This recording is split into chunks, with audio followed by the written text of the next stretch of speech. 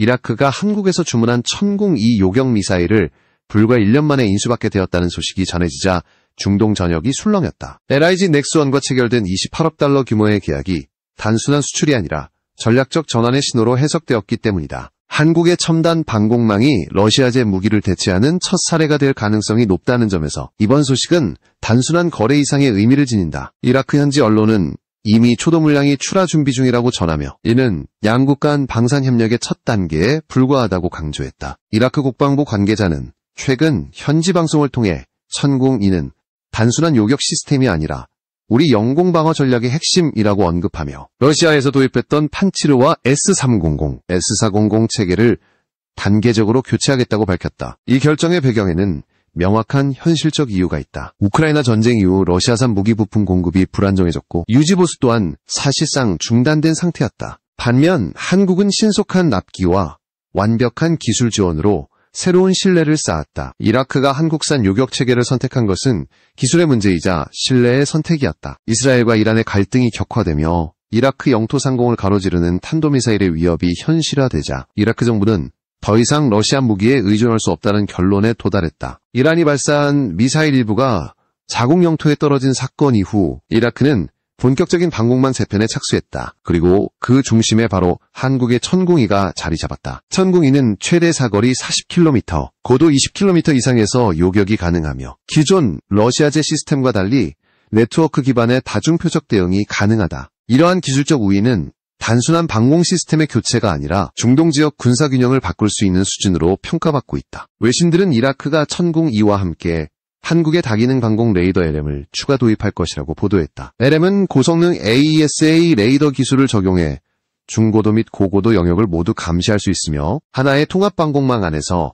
다양한 요격 체계를 연동할 수 있다. 이라크가 한국산 레이더를 선택한 것은 단순히 장비의 문제를 넘어 시스템 통합 운용 능력을 인정한 것이기도 하다. 과거 이라크는 러시아제 무기들이 각각 독립적으로 작동해 전장 상황에서 혼선을 빚는 문제를 겪었다. 하지만 한국의 시스템은 모든 센서와 발사기가 하나의 네트워크로 연결되어 있어 단일 통제실에서 다중 목표를 동시 요격할 수 있다. 이라크 공군은 이미 한국이 건설을 맡았던 RSY라 공군대학을 통해 천궁-2 운용훈련을 진행할 계획이다. 이 기지는 단순한 비행훈련장이 아니라 조종사 양성과 방공통제 교육이 병행되는 복합시설로 한국공군사관학교의 시스템을 그대로 모델로 삼았다. 전투기 조종뿐 아니라 방공통제 레이더 운용 정비 기술까지 패키지로 이전받는다는 점에서 이는 단순한 무기 판매가 아닌 방공 주권 이전으로 평가된다. 이라크의 선택은 중동 전체에 강력한 신호를 보냈다. 그동안 서방 무기를 도입하기 어려웠던 국가들이 하나둘씩 한국의 기술에 주목하기 시작했다. 기존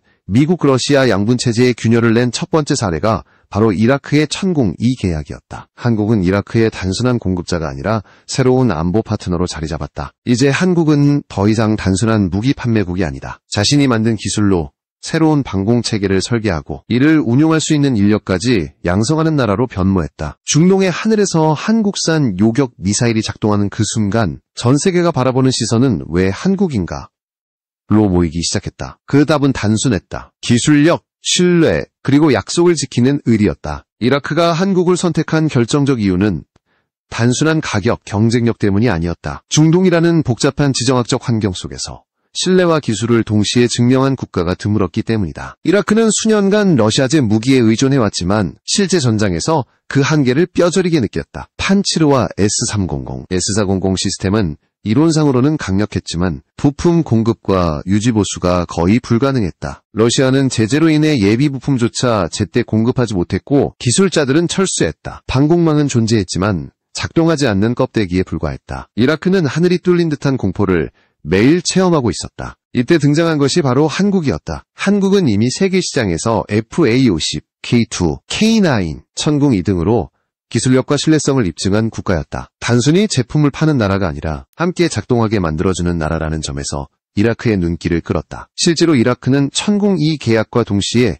교육정비 훈련 패키지까지 요구했고 한국은 이를 단 한 번의 망설임 없이 수락했다. 이는 단순한 무기 거래가 아닌 국가 간 신뢰 구축 모델이었다. 이라크 국방부 관계자는 한국은 계약서를 맺은 다음 날부터 실무진이 움직였다고 전했다. 과거 러시아와의 협력에서는 몇 달, 심지어 몇 년이 걸리던 기술 이전 과정이 한국에서는 불과 수주 만에 진행됐다. 이라크의 한잔섬은 한국을 약속을 지키는 나라, 그리고 그 약속이 기술보다 더 강한 나라라고 표현했다. 실제로 한국 기술진은 이라크 현지의 고온 사막 환경을 분석해 레이더 냉각 시스템을 강화하고 먼지 방지 코팅을 추가 적용했다. 이런 세밀한 배려는 단순한 수출을 넘어선 파트너십의 증거였다. 또한 이라크는 한국산 요격체계의 모듈형 통합운용 개념에 주목했다. 천궁2 시스템은 방공 레이더, 발사기, 통제소를 하나의 네트워크로 통합하는 구조를 가진다. 덕분에 각각의 발사기가 독립적으로 움직이면서도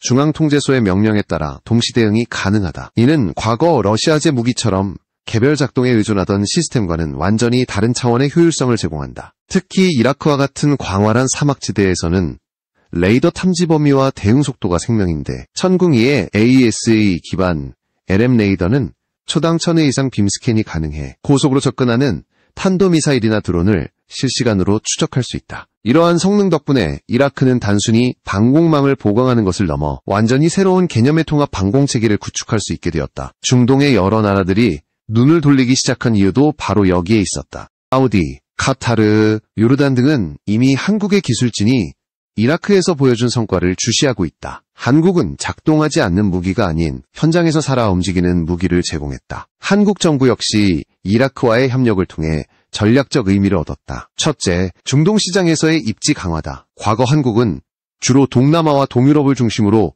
방산 수출을 진행했지만 이제는 중동이라는 거대 시장의 중심으로 들어왔다. 둘째, 한국의 독자 방공체계가 러시아제 시스템을 대체할 수 있다는 것을 증명했다. 이는 전 세계 방산 시장에서 상징적인 사건으로 기록된다. 셋째, 의리를 지키는 국가 이미지를 공고히 했다. 단순히 돈을 주고받는 거래가 아닌 위기 상황에서 함께 해결책을 찾는 협력 모델을 보여준 것이다. 이라크의 전투기 조종사 출신 한 장교는 인터뷰에서 한국은 우리가 도움을 요청할 때 단 하루도 지체하지 않았다 고 말했다. 그 한마디가 중동에서 한국의 신뢰도를 단숨에 끌어올렸다. 이라크가 러시아에서 서방으로, 그리고 서방에서 한국으로 방향을 바꾼 것은 단순한 기술 이전이 아니라 세계 안보 지형의 변화였다. 미국의 무기처럼 비싸지도 않고 러시아 무기처럼 불안하지도 않은 바로 그 중간지대에서 한국형 해법이 탄생한 것이다. 이라크가 천궁2를 선택한 날, 중동의 다른 국가들이 조용히 반응했다. 그들은 이라크가 단순히 장비를 산 것이 아니라 미래를 산 것이라는 사실을 잘 알고 있었다. 한국은 이제 더 이상 조용한 기술 국가가 아니다. 신뢰와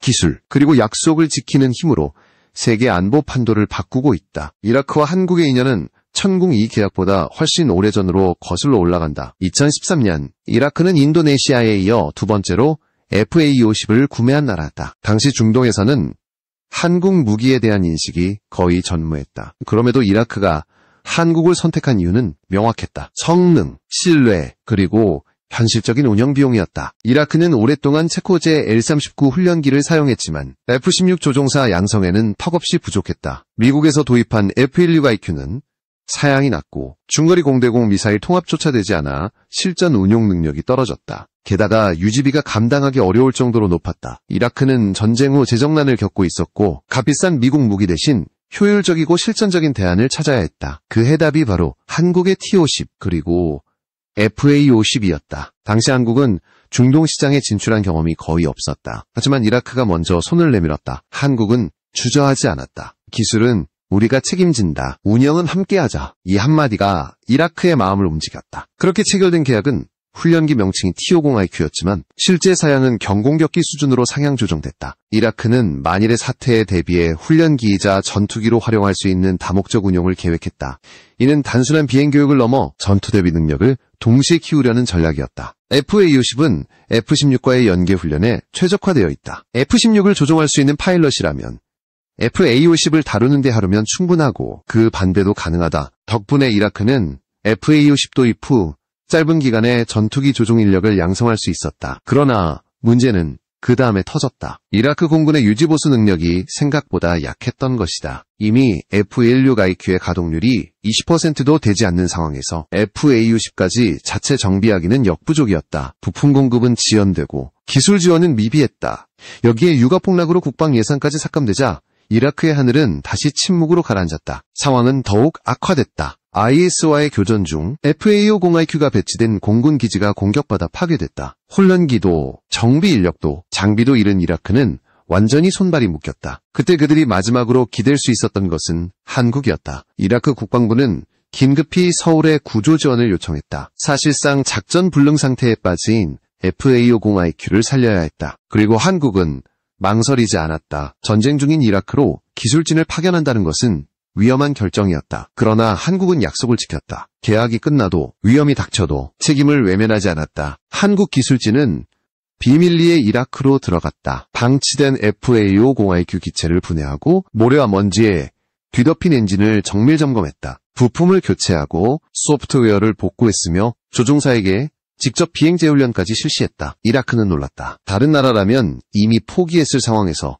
한국은 끝까지 책임을 다했다. 그날 이후 이라크는 한국을 의리를 지키는 나라라 불렀다. 이 사건은 단순한 정비 지원이 아니었다. 한 나라의 명예와 신뢰를 지킨 역사였다. 이라크 정부는 감사의 표시로 한국에 추가 지원금을 전달했고 파괴된 공군 기지의 재건을 한국 기업에 맡겼다. 그것이 바로 지금의 알스와이라 공군대학이다. 이곳은 단순한 비행 훈련장이 아니라 공군사관학교와 같은 종합교육기관으로 재탄생했다. 훈련용 시뮬레이터, 레이더 교관 시스템, 전자전 교육시설이 모두 한국 기술로 구축되었다. 이라크는 한국의 도움으로 파일럿을 다시 양성했고 공군의 중심을 되찾았다. 이라크의 한 조종사는 한국 기술진이 떠나는 날 모두가 울었다고 말했다. 그들의 손에 다시 살아난 FA-50IQ는 단순한 전투기가 아니었다. 의리와 신뢰의 상징이었다. 한국은 무기를 팔았지만 그 이상을 남겼다. 전쟁의 상처를 복구하고 다시 하늘을 날게 한 것이다. 이라크가 한국을 다시 찾은 이유, 천공, 이 계약으로 이어진 신뢰의 뿌리는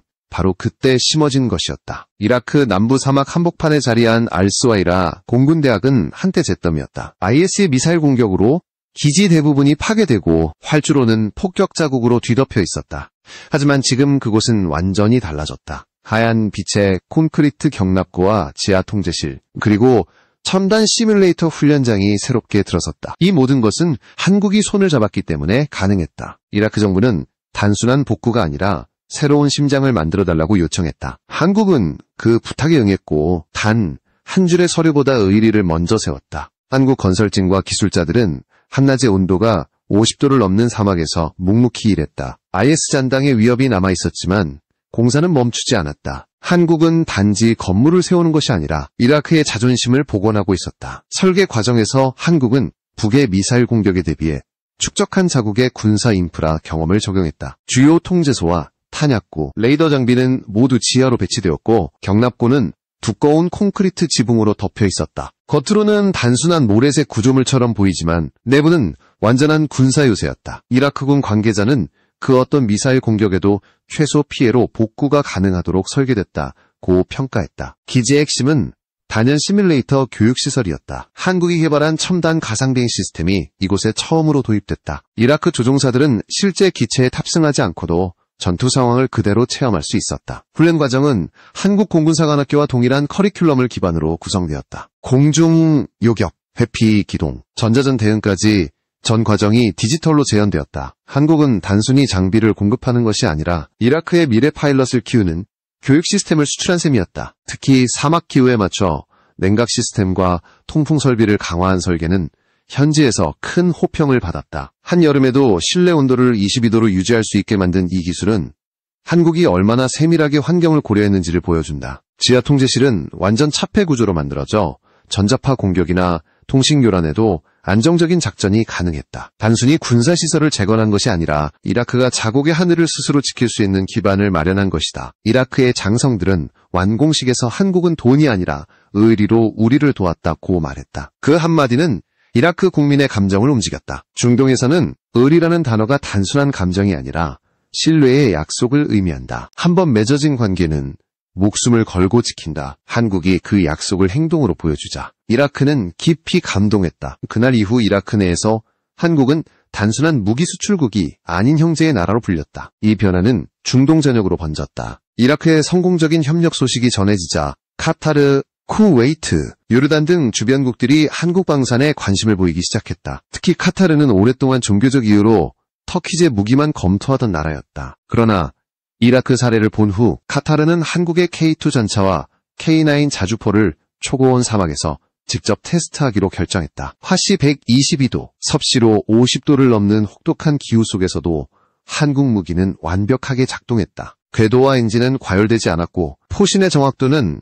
1000m 거리에서도 오차가 거의 없었다. 카타르군 관계자는 한국 무기는 혹독한 환경에서도 군인처럼 버틴다고 말했다. 이 연합훈련은 단순한 시연이 아니었다. 중동 국가들에게 한국 무기가 믿을 수 있는 선택지라는 것을 눈으로 보여준 계기였다. 그동안 미국제 무기만 사용하던 국가들이 점차 시선을 돌리기 시작했다. 이유는 단순했다. 한국은 약속을 지켰고 현실적인 기술을 제공했으며 무엇보다 함께 싸워주는 나라였다. 이라크와의 관계가 그 첫 번째 증거였다. 이제 이라크의 알스와이라 기지는 단순한 군사시설이 아니라 한 나라가 다른 나라를 믿고 다시 일어선 상징이 되었다. 그 안에서 이라크의 젊은 조종사들은 한국어로 된 매뉴얼을 배우며 하늘을 향한 꿈을 키우고 있다. 전쟁의 상처 위에 세워진 새로운 희망, 그것이 바로 한국이 남긴 흔적이었다. 이라크의 성공적인 협력 이후 중동의 시선은 빠르게 한국으로 쏠렸다. 그 첫 번째 반응은 카타르에서 시작됐다. 오랫동안 터키와 프랑스를 주 무기 공급국으로 삼았던 카타르는 이라크가 한국과 함께 재건한 알스와이라 기지를 본 뒤 태도를 바꿨다. 그들은 단순히 무기를 판 것이 아니라 전쟁의 상처를 고쳤다. 이라크 장성의 이 한마디가 카타르는 신뢰를 최우선으로 여기는 나라다. 이라크가 한국을 형제의 나라로 부르기 시작하자 카타르도 한국 방산을 다시 보기 시작했다. 그렇게 시작된 것이 바로 K2 전차와 K9 자주포의 사막 테스트였다. 카타르의 테스트 환경은 지옥에 가까웠다. 한낮에는 온도가 섭씨 50도를 넘고 모래바람이 거세게 불었다. 서방제 전차조차 장시간 운행 시 엔진 과열로 멈추는 경우가 흔했다. 그러나 K2와 K9은 달랐다. 한국군 기술진이 현장에 직접 참여해 현지 기후에 맞는 냉각 알고리즘을 수정했고 모래 유입을 막는 특수 필터를 장착했다. 그 결과 K2는 10시간 연속 주행 후에도 엔진 출력이 안정적으로 유지되었다. K9 자주포는 연속 포격 시험에서도 명중률 98%를 기록했다. 사막의 혹독한 기후와 바람 속에서도 포신의 진동을 잡아낸 기술력은 카타르 관계자들에게 강한 인상을 남겼다. 카타르는 곧바로 한국과 공동훈련을 추진했다. 훈련은 단순한 시연이 아니라 실전 모의전이었다. 모래의 언덕을 넘는 기동, 야간, 포격, 드론 탐지 및 유격 절차까지 모든 과정이 실제 전투 시나리오를 기반으로 이루어졌다. 훈련을 지켜본 카타르 국방부 장관은 한국군의 기동력은 사막을 정복할 만큼 강하다고 평가했다. K2 전차는 유럽산 전차보다 가볍지만 기동성과 화력 모두 압도적이었다. K9은 연속 포격 시 자동장전 시스템이 무더위 속에서도 멈추지 않았고 포탄의 분산 오차는 최소 수준이었다. 한국 무기의 실전 성능은 이미 서방을 넘어서는 수준으로 평가받기 시작했다. 이번 훈련 이후 중동 각국의 반응은 폭발적이었다. 사우디아라비아, 쿠웨이트, UAE, 요르단이 잇따라 한국 방산 대표단을 초청했다. 일부 국가는 이미 K9 도입 협상을 비공개로 시작했다. 미국과 러시아 중심의 무기 시장에 균열이 생긴 것이다. 한국 무기는 고성능이면서도 유지비가 낮고 납기도 빠르다. 무엇보다 수입국의 요구를 반영해 현지 환경에 맞춘 커스터마이징이 가능하다. 이런 유연한 대응력은 기존 방산 강국들이 제공하지 못한 영역이었다. 외신들은 이 현상을 K-디펜스 신드롬이라 불렀다. 단순한 무기 수출이 아니라 신뢰와 기술 그리고 협력의 브랜드가 형성된 것이다. 특히 이라크에서 시작된 이 외교는 한국 방산의 새로운 외교 자산이 되었다. 전쟁 피해국을 단순한 고객으로 보지 않고 함께 재건의 동반자로 대하는 태도가 중동 사회의 문화를 정확히 파고들었다. 의리를 중시하는 아랍 문화 속에서 한국은 가장 인간적인 파트너로 기억되었다. 이 흐름은 방산을 넘어 건설, 에너지, 정보통신 등으로 확산되었다. 카타르와 쿠웨이트는 이미 한국 기업과 공항발전소 프로젝트를 공동 추진하고 있으며 이는 모두 방산 신뢰를 기반으로 한 협력의 결과였다. 특히 K2 전차의 성공적 시연 이후 한국은 유럽뿐 아니라 중동에서도 기술적 주도권을 확보했다. 과거 독일과 프랑스가 지배하던 전차 시장에 새로운 경쟁자가 등장한 것이다. 이제 한국은 더 이상 방산변방의 나라가 아니다. 이라크의 하늘에서 천궁이가 날고 카타르의 사막에서 K2와 K9이 질주하는 장면은 세계가 인정하는 신호였다. 한국은 의리와 기술의 나라로 불리며 한때 구매자에 불과했던 국가들이 이젠 협력자로 변하고 있다. 이라크에서 시작된 신뢰가 중동 전역으로 번지고 그것이 다시 한국을 세계 방산 중심으로 이끌고 있다.